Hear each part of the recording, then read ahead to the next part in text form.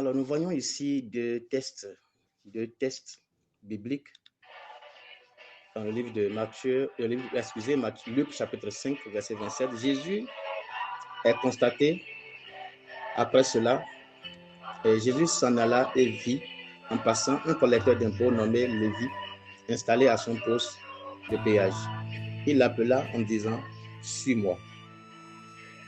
L'autre passage dit que Jésus posa sur cet homme un regard plein d'amour et lui dit « Il ne te manque qu'une chose. Va, vends tout ce que tu possèdes.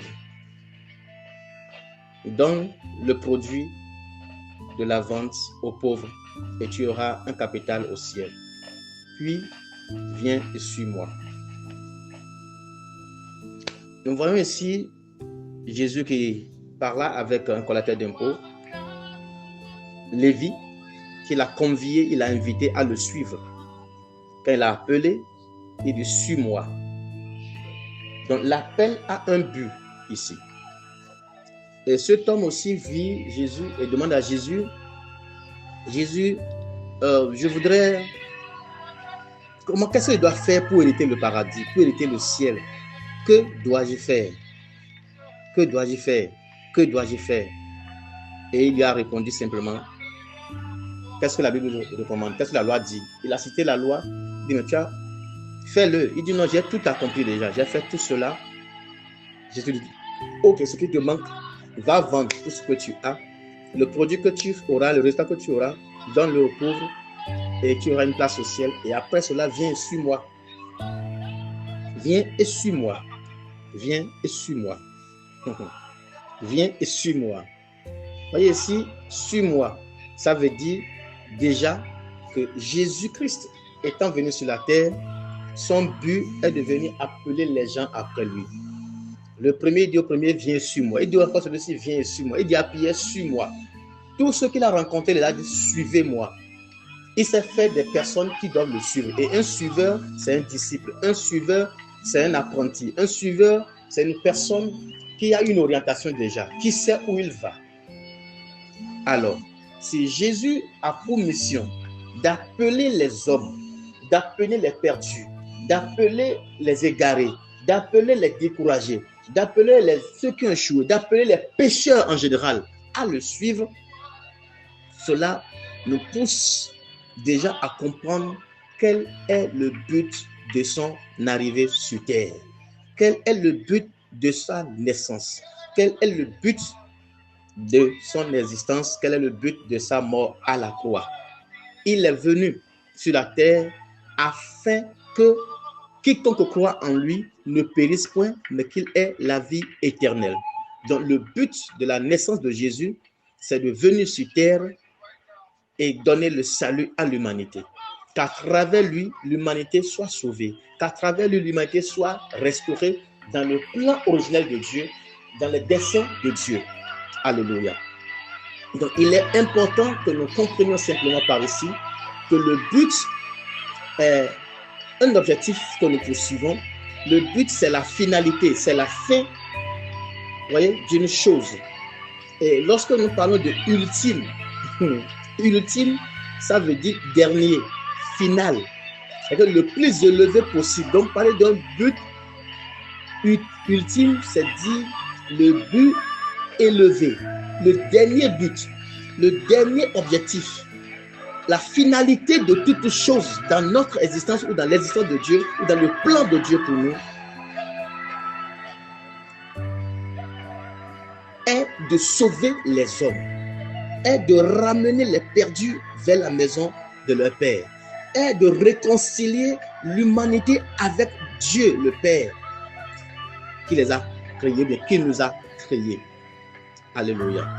Donc parler du but ultime, c'est parler de la finalité, de l'objectif final, de la fin, de la chose la plus élevée dans l'existence des hommes. Et j'ai commencé par voir dans les 7S que le but ultime de Jésus, c'est d'appeler les hommes à le suivre.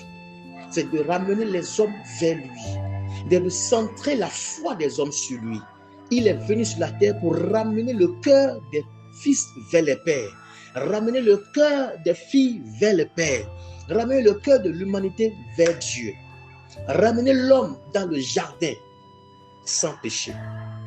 Alléluia. Donc le but de Jésus-Christ, sa mort à la croix, est pour réconcilier l'homme à son Père, l'homme à Dieu. Alors, bien-aimés, nous comprenons là que chaque chose que Dieu a créée dans l'univers a un but. Dieu n'a rien fait sans but. Et Proverbe chapitre 16, le verset 4, nous dit que l'Éternel a tout fait pour un but. L'Éternel a tout fait pour un but. Voyez-vous. Donc, rien n'a été créé par hasard. Et Dieu n'a rien permis par hasard. Même les difficultés que nous traversons, les épreuves, les souffrances, tout ce que nous rencontrons sur le chemin n'a pas un hasard. Si Dieu a permis que ces choses se passent, que ces choses arrivent, il a un but pour lequel il a permis. Parce que le verset dit que même le méchant pour le jour du jugement. Ce verset ne signifie pas que Dieu ait créé des hommes en les destinant à être mauvais. Non. Mais plutôt qu'il utilise même les activités des méchants pour atteindre ses buts à lui. Voyez-vous. Et c'est ça que Joseph pouvait dire. Vous avez préparé me faire du mal, vous avez prévu faire du mal à ma personne, mais l'Éternel a changé en bien pour moi. Voyez-vous, les frères de Joseph ont pensé faire du mal à Joseph en le vendant. Mais Joseph a compris que ce qu'ils ont fait, le mal qu'ils ont fait, l'acte du méchant, Dieu l'a utilisé pour atteindre un but. Et le but ultime pour lequel Dieu a permis cela, c'est que cette famille soit sauvée un jour. Parce que Dieu connaît l'avenir, Dieu connaît la fin de toutes choses. Parce qu'il est l'alpha et l'oméga, sans oublier qu'il est Emmanuel, celui qui est toujours avec nous. Alléluia. Donc, il est important que nous comprenions que chaque situation que nous traversons a un but précis à atteindre dans notre vie. Si Dieu l'a permis, il sait pourquoi. Et nous devons comprendre qu'il y a un but que Dieu a dans chaque chose que nous traversons. Et c'est ce but-là que nous devons chercher à comprendre. Dieu, pourquoi tu as permis cela? Je vais apprendre la leçon. Très, très important. Il est très important de comprendre cela. Pourquoi, Seigneur? Seigneur, pourquoi? Seigneur, pourquoi? Bien-aimé, il y a un but dedans. Le pourquoi, c'est pas de dire pourquoi tu me fais souffrir, mais quelle leçon veux-tu m'apprendre à travers cette situation? Quel est le but ultime que Dieu veut atteindre en permettant que j'échoue à cet examen, en permettant qu'il y ait cette séparation avec cet homme ou cette femme, qu'il y ait cet échec, qu'il y ait cette perte d'emploi? Quel est le but ultime de Dieu pour moi? Quel est le but ultime de Dieu, la finalité de ce que Dieu a fait? Pourquoi il a permis tout cela, Seigneur? Je vais apprendre la leçon. Ce n'est pas pour me venger, ce n'est pas pour ceci, mais c'est pour apprendre une leçon qui me permettra d'avancer mieux que ce que je fais aujourd'hui. Alléluia. Lorsque nous lisons Genèse chapitre 1, nous voyons Dieu à la création. Dieu l'a fait chaque jour. Vous voyez, même les luminaires, il dit que c'est pour présider le jour et la nuit. Les étoiles, la lune, le soleil, chaque chose que Dieu a créée avait un but. Les poissons dans les eaux pour peupler la mer. Vous voyez, et il crée l'homme à la fin et il précise les raisons pour lesquelles il a créé l'homme. Afin que l'homme domine, que l'homme règne sur toutes choses, sur les animaux et sur tout ce qui se meut sur la terre. L'homme a été créé en fin de compte pour régner sur terre. Donc nous sommes les rois de la terre, comme la Bible dit, que les cieux sont les cieux de l'Éternel et il a de la terre au Fils de l'homme. Donc le but de Dieu, pour lequel il nous a établi le but ultime de Dieu pour les humains, c'est que nous puissions régner sur terre. Bien-aimés, soyez fortifiés.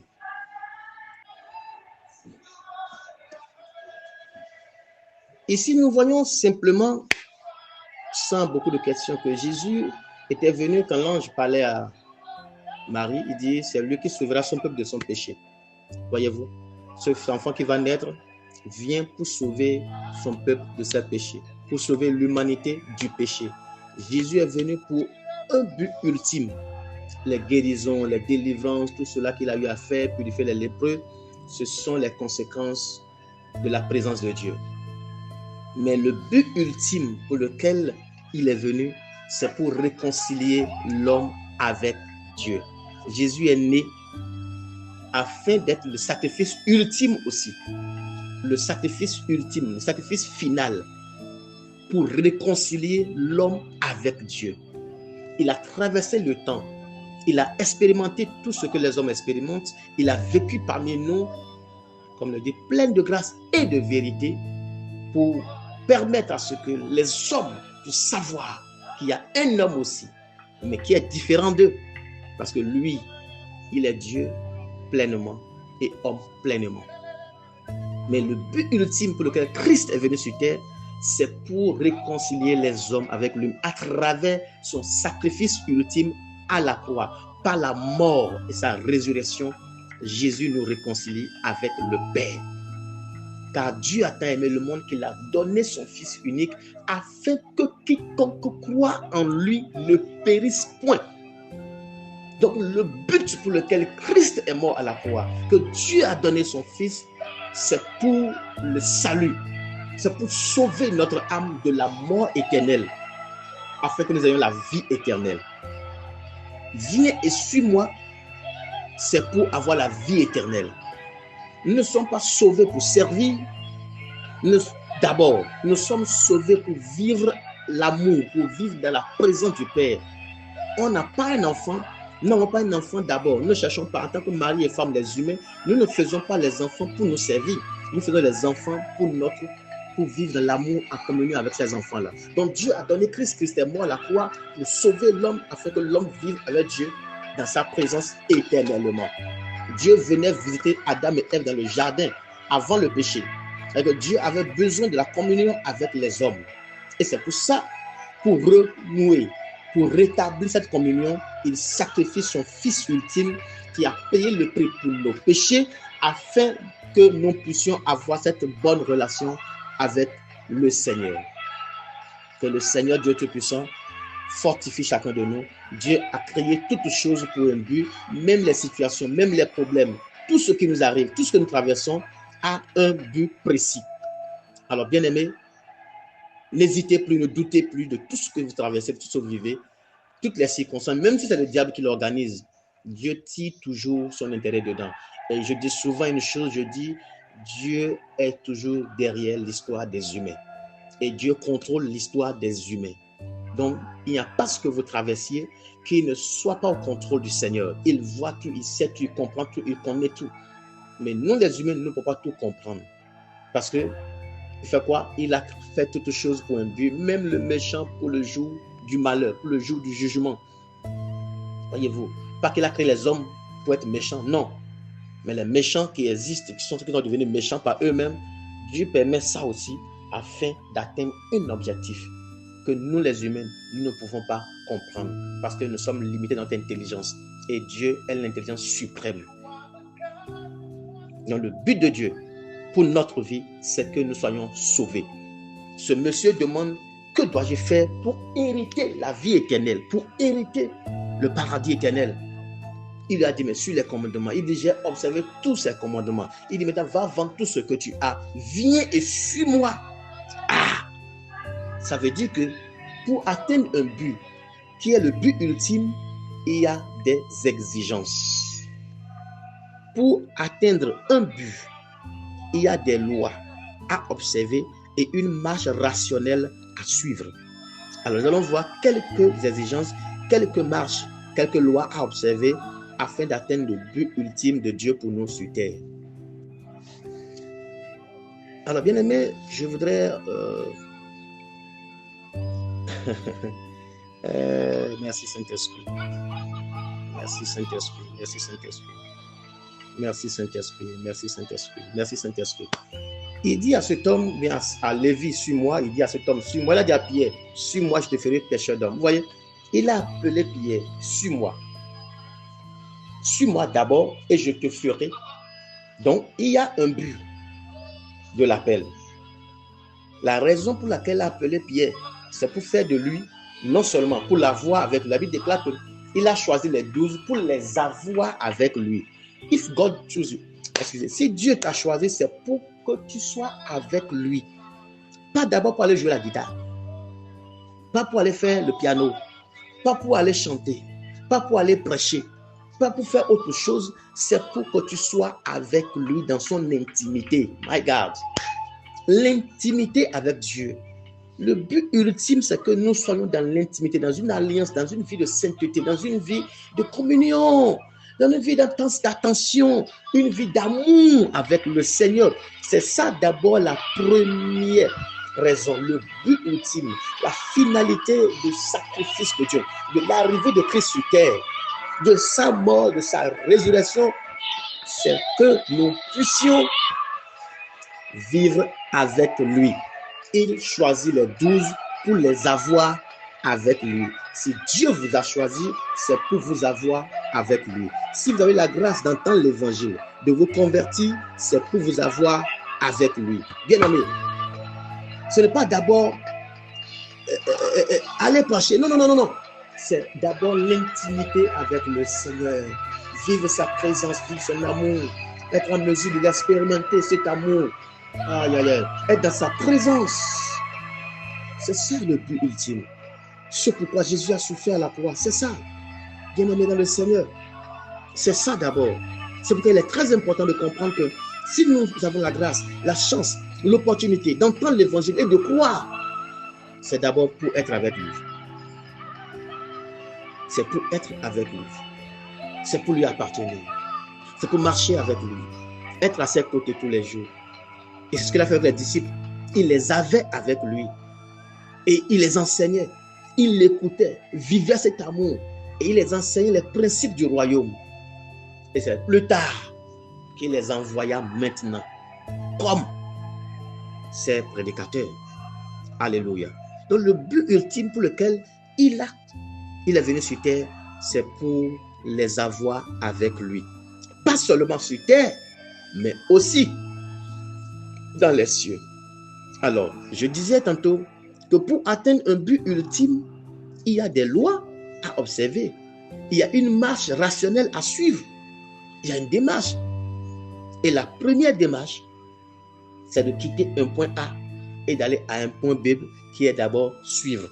Suivre, c'est quelqu'un qui suit un autre d'un endroit à autre endroit. Ça veut dire que, bien aimé, la première loi, la première des choses qu'il nous faut pour atteindre le but ultime, c'est de quitter là où nous sommes, de quitter notre vie de péché si nous étions encore dedans, de quitter la paresse, la négligence, quitter cette chose que tu fais que toi-même tu sais que ce n'est pas normal, ce n'est pas bien, parce que le but de Dieu pour toi, ultime, c'est que de t'avoir, de l'avoir. Il y a des choses qui t'empêchent d'être dans le but ultime de Dieu pour ton salut. Le but de Dieu pour ton salut, c'est de t'avoir avec lui. Donc, il faut que tu quittes ce point A pour aller au point B, suivre, te déplacer. Il faut un mouvement. Il faut forcément un mouvement. Il te faut un mouvement. Et un mouvement implique un sacrifice. Avant de conduire quelqu'un à Christ, avant de faire des disciples, il faut d'abord être soi-même disciple. Aujourd'hui, plusieurs ils disent qu'ils vont à l'évangélisation, ils disent qu'ils vont prêcher l'évangile, ils veulent faire des disciples, pendant qu'eux-mêmes ne sont pas encore disciples. Bien-aimés, nous devons d'abord nous-mêmes suivre. Suivre d'abord, avant d'aller appeler les gens à suivre. Et Jésus a pris le temps de laisser les disciples le suivre, les bâtir et voir réellement d'abord qui sont ses suiveurs, avant de dire maintenant vous-même, allez, que les gens vous suivent vers moi.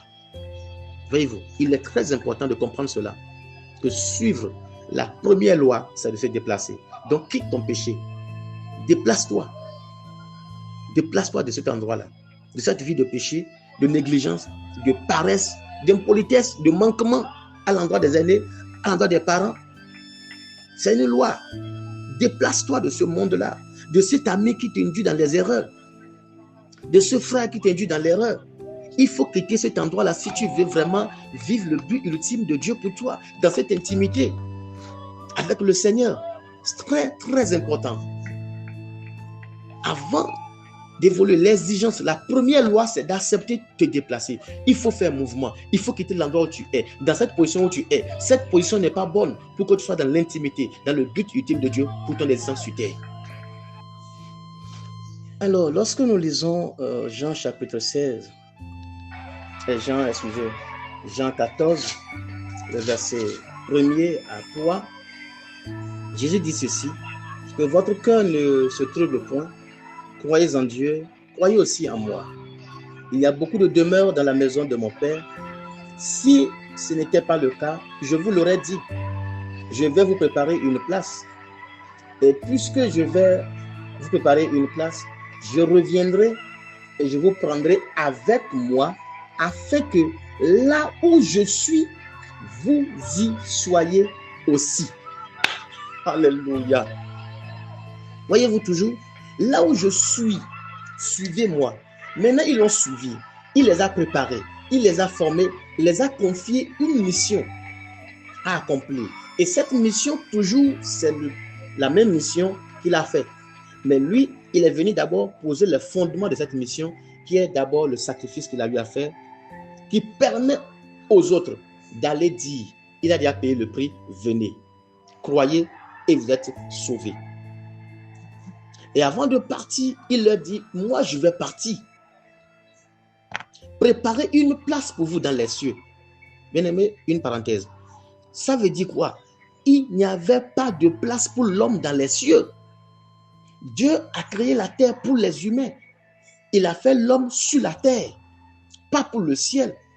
C'est le péché qui a fait que l'homme a quitté le jardin et a commencé par errer.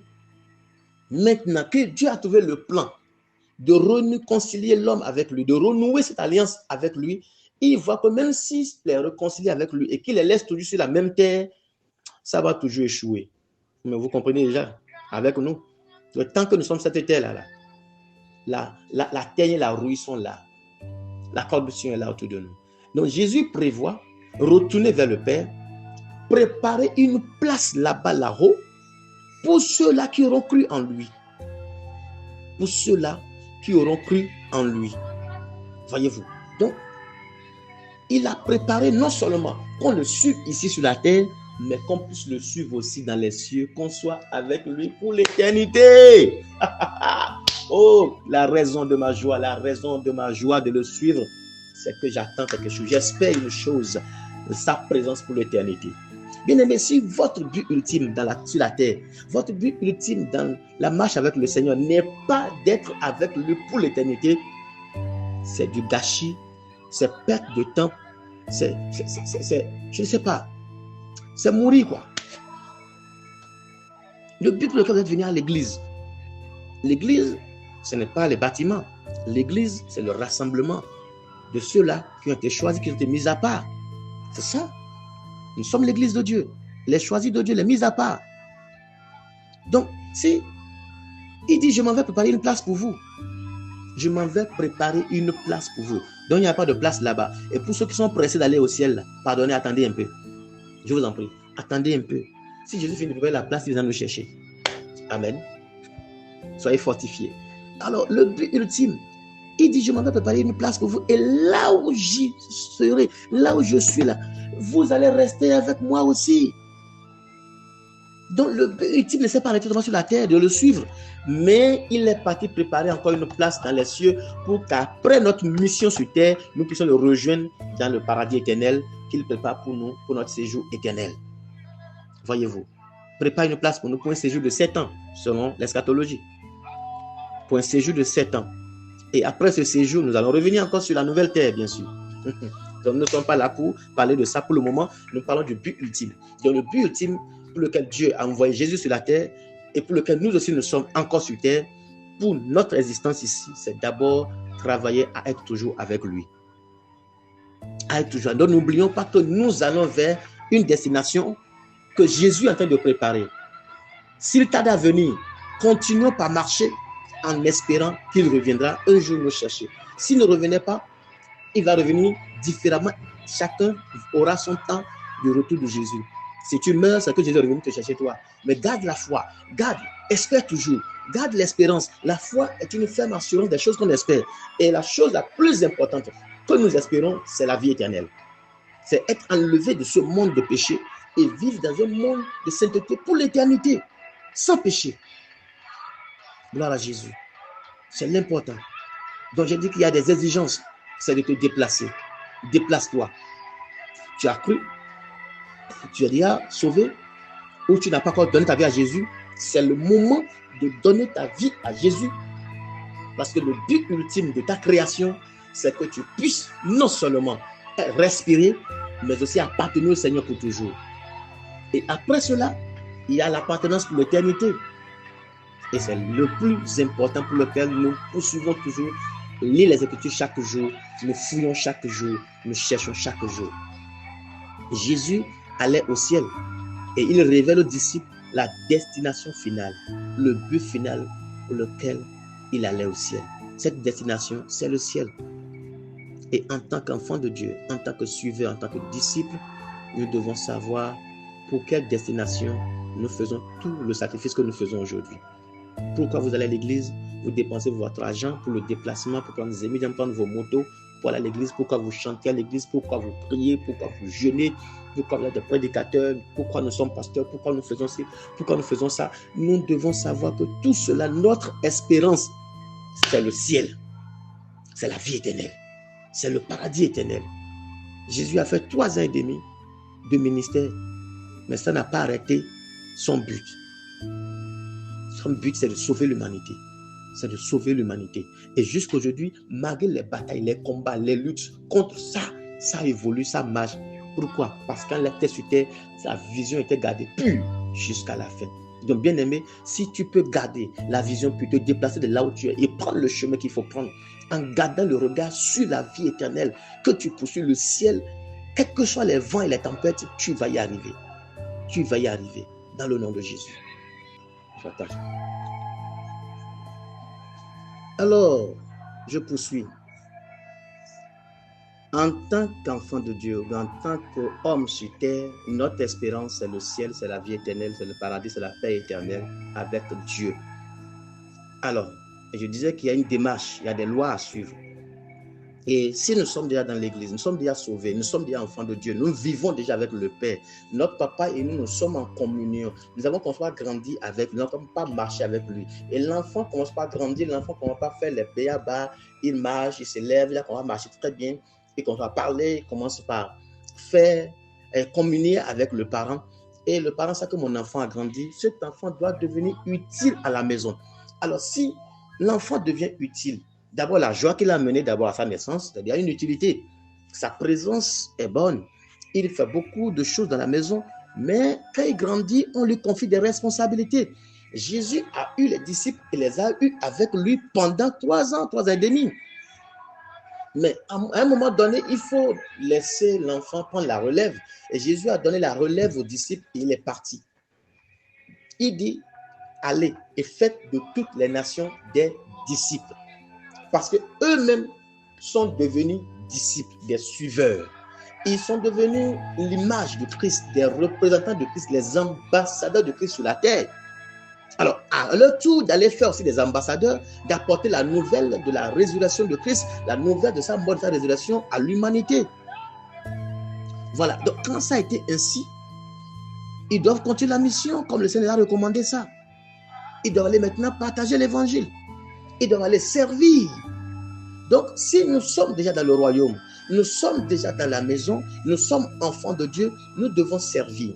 Mais si nous voulons servir le Maître pour garder le regard sur le but ultime, pour rester dans le schéma du but ultime de notre vie, de notre salut, nous sommes sauvés pour rester dans l'intimité. Mais étant dans l'intimité, il y a des services qu'on peut rendre.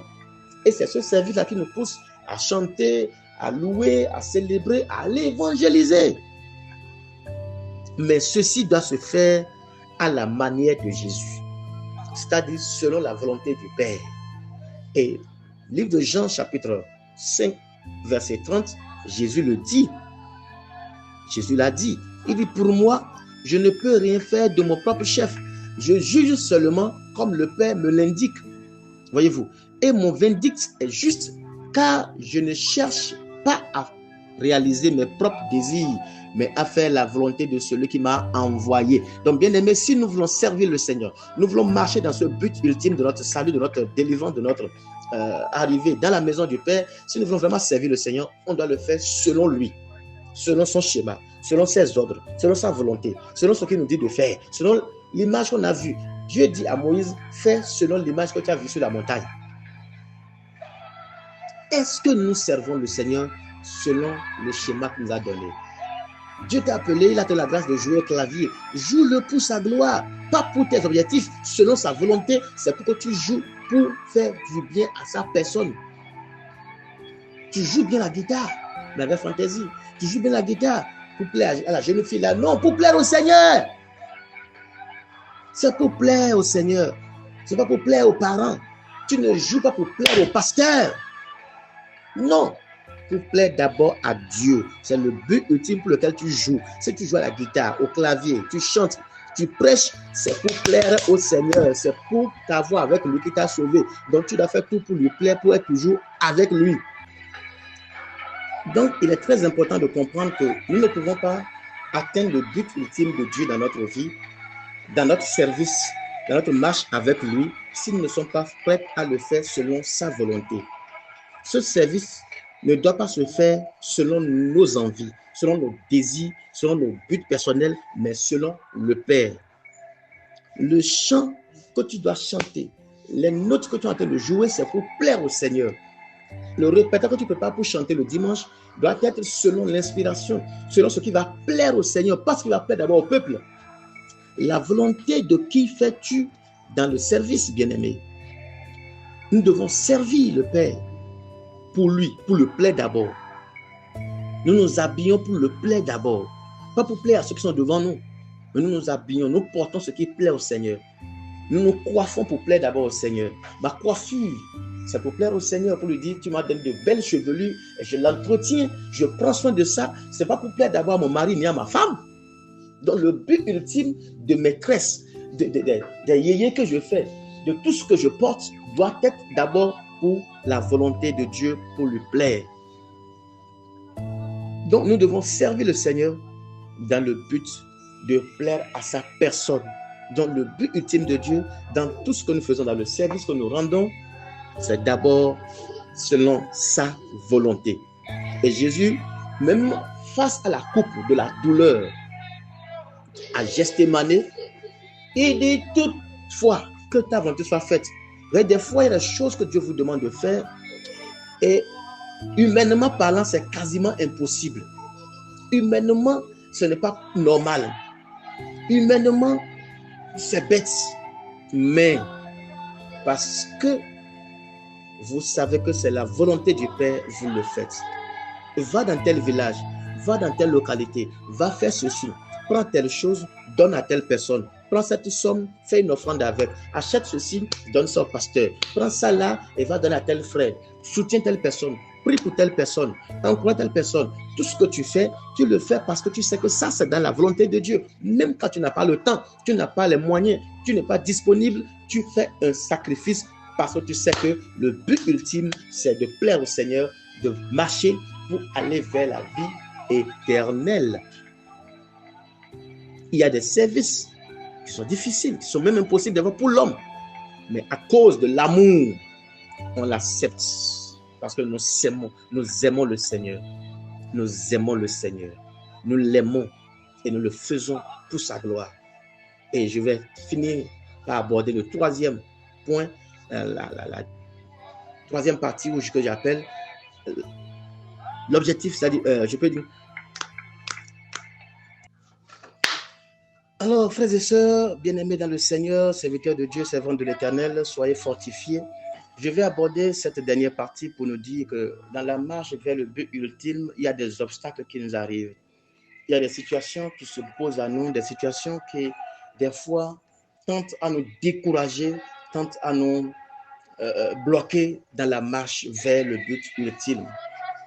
Mais la finalité, c'est d'être avec le Seigneur, pas seulement sur terre, mais dans la vie éternelle. Et il dit, le verset nous dit c'est quoi? Que nous courons avec endurance. Et c'est pourquoi nous aussi, qui sommes entourés d'une telle foule de témoins, débarrassons-nous de tout fardeau, de tout péché qui nous cerne si facilement de tous côtés et courons avec endurance l'épreuve qui nous est proposée. Gardons les yeux fixés sur Jésus, qui nous a ouvert le chemin de la foi et qui la porte à la perfection, parce qu'il avait en vue la joie qui lui était réservée. Il a enduré la mort sur la croix, en méprisant la honte attachée à un tel supplice. Et désormais, il siège à la droite du Père, du trône de Dieu plutôt. Amen. Voyez-vous, ça veut dire quoi? Jésus même, arrivé à des moments donnés, a tendance à abandonner. Il a été tenté aussi sur toutes ses formes lui-même. La tentation est venue vers Jésus. Mais les femmes l'ont tenté aussi. L'argent aussi l'a tenté. Jésus a eu des manquements. Jésus a eu des manquements financièrement. Pour nourrir sa famille, pour nourrir même ses disciples, à des moments, il y a eu manquement. Et il a dû faire miracle des fois. Il a dû faire appel à sa divinité pour régler ça. C'est parce que nous n'avons pas atteint ce niveau de divinité qu'aujourd'hui, nous aussi, il nous est difficile de répondre, de résoudre certains problèmes. Jésus était avec des foules, plus de 20 000 personnes. Voyez-vous, quand on dit qu'il y a 5 000 hommes, là où il y a 5 000 hommes, il y a déjà 10 000, disons même 15 000 femmes. Là où il y a 5 000 hommes. Et quand vous allez multiplier cela, voyez-vous, sans compter les enfants. Voyez-vous. Donc Jésus a nourri cette foule-là. Il était dans un besoin. Mais il a dû faire ce miracle de multiplication de pain pour les nourrir. À plusieurs reprises, bien sûr. Pour payer l'impôt, Jésus a dû faire usage de sa divinité pour payer l'impôt. Donc, les raisons, les situations, les obstacles qui nous arrivent sont là des fois pour nous embrouiller. Sont là des fois pour embrouiller notre système, pour nous bloquer dans la marche vers le but ultime de notre vie. Donc, bien aimé, où est la clé pour vaincre ces obstacles? Dans ce texte, nous avons la clé. Jésus gardait les regards fixés. Bon, il nous dit de garder d'abord les regards fixés. Nous avons tous les regards sur Jésus, qui nous a ouvert le chemin de la foi et qui la porte à la perfection. Mais ce qui a permis à Jésus lui-même d'aller vers le but ultime, c'est dans le texte. Parce qu'il avait en vue la joie qui lui était réservée. My God, la joie qui lui était réservée. Donc, la rémunération. Jésus avait quelque chose qui poursuivait. Il avait une motivation. La joie éternelle qui lui était réservée. Non seulement ça, dans Philippiens chapitre 2, verset 11, il lui a été dit quoi? Qu'il a reçu le nom qui est au-dessus de tout nom. Ça veut dire que Jésus poursuivait non seulement la joie éternelle qui est liée au nom qui est au-dessus de tout nom. Et aujourd'hui, la Bible déclare, et nous savons que le nom de Jésus est au-dessus de tous les noms. C'est en ce nom que tout genou fléchit dans les cieux, sur la terre et sous la terre. Donc Jésus avait une motivation. Quoi? La rémunération. Donc la rémunération vous pousse à vaincre les obstacles. La joie réservée à Jésus après la croix est le moteur de sa persévérance. Ouais, c'est le moteur de sa persévérance. La motivation. Il poursuivait un nom. Il voulait avoir un nom suprême. Un nom qui est au-dessus de tous les noms. C'est pour ça qu'il a lutté, il a persévéré. Voyez-vous, le texte nous le dit clairement. La joie qui lui était réservée, c'est ça qui le poussait. Il a accepté d'endurer tout ça en méprisant la honte attachée à cette souffrance. Et non seulement ça, il est assis à la droite de Dieu. Donc il y a une motivation. Bien aimé, la rémunération nous attend aussi. Nous aurons des récompenses dans les cieux. Parce que nos œuvres vont nous accompagner. Chacun sera récompensé par rapport à l'œuvre qu'il aura accomplie pour le Seigneur sur cette terre. Dans sa marche avec le Seigneur, Jésus poursuivait. Jésus avait une espérance après son sacrifice. Il avait une espérance. Jésus avait une espérance. C'était d'avoir la joie éternelle qu'il espérait et aussi la place qu'on l'a réservée à la droite de Dieu le Père. Et non seulement ça, le nom qui est au-dessus de tout nom. Donc, voir Jésus à la fin, c'est ce qui est plus important. Nous allons voir Jésus, mais à part ça, nous aurons aussi des récompenses. Vous voyez l'histoire de cette sœur qui a créé plusieurs cantiques. Elle a créé beaucoup de cantiques que nous chantons aujourd'hui, parmi lesquels j'ai l'assurance de mon salut. Voyez-vous, elle est aveugle. Elle n'a pas eu le temps de voir. Elle ne voyait pas durant tout le reste de sa vie suite à une situation d'un mauvais traitement qu'elle a eu par un docteur. Elle a perdu les yeux, mais elle s'est dit toutefois, j'avance, je continue. Et elle a continué par servir le Seigneur. Elle s'est dit, le jour où je vais ouvrir mes yeux, c'est pour voir Jésus. C'est Jésus la première personne que je verrai quand je vais ouvrir les yeux. Ça veut dire après ma mort. Cette femme, elle est déterminée. Cette soeur est déterminée. Elle est déterminée. Elle sait qu'elle verra Jésus. C'est ça l'espérance. L'espérance, le but ultime de son espérance, c'est de voir Jésus. Donc, bien aimé dans le Seigneur, le but ultime de notre existence, c'est de faire la volonté du Père, c'est de marcher selon ses plans et c'est d'aller rester avec lui pour l'éternité. Que le Seigneur vous bénisse, qu'il fortifie chacun d'entre nous, qu'il nous donne de marcher avec lui, de grandir avec lui, de vivre avec lui dans l'espérance de la fin heureuse, de cette fin ultime, de cette finalité qui est la gloire éternelle dans sa présence pour l'éternité. Demeurez bénis et à bientôt.